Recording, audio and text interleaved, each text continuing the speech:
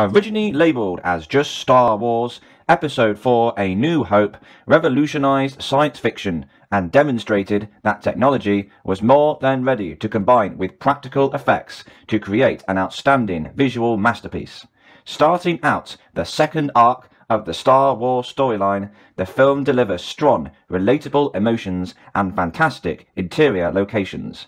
With more updates and new additions than Dungeons & Dragons, A New Hope has been constantly improved upon and polished in new releases, often with new scenes and new sets.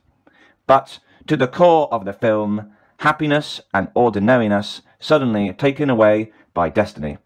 Typical, but throw in some colourful and occasionally funny mercenaries, and you have the spirit for a fun and enjoyable film, with different agendas for the characters. Add in some humour from perhaps the best-known robot duo and a bunch of aliens, and what you have is a first half of a film that feels like it could have come right out of a Farscape script. I like the emotional pressure and terribleness that the Death Star creates, and the scenes portraying the antagonists are beautiful and serene in their atmosphere. But it is the scenes with Alec Guinness that I love.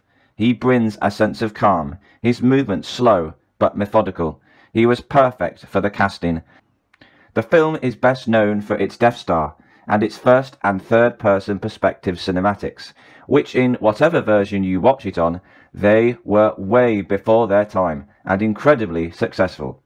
The constant cutbacks to the well-designed planning room keep the pace and add the adrenaline. It is my favourite segment of the film. The screenplay is fairly good, although some takes are long and drawn out, with visible bobbing up and down by the fairly mundane stormtrooper movement. It's far-fetched in its action sequences. The lack of accuracy in the stormtroopers is unforgivable. It's become a sort of meme on the internet. Considering how wobbly the Star Wars franchise would become, I am so glad most people can agree on how good this film was.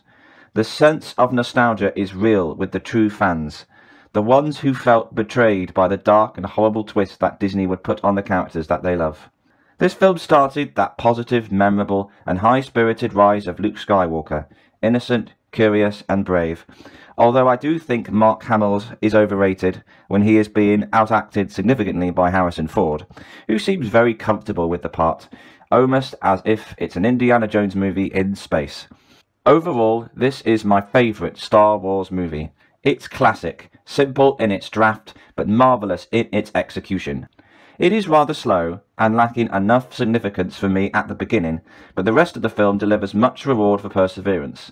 It stirs me because I sense the film industry had a much bigger and more competent ideology and practice of executing expressiveness in their characterization and emotions.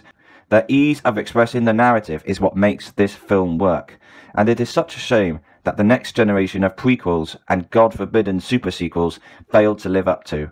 A quality film. 8 out of 10.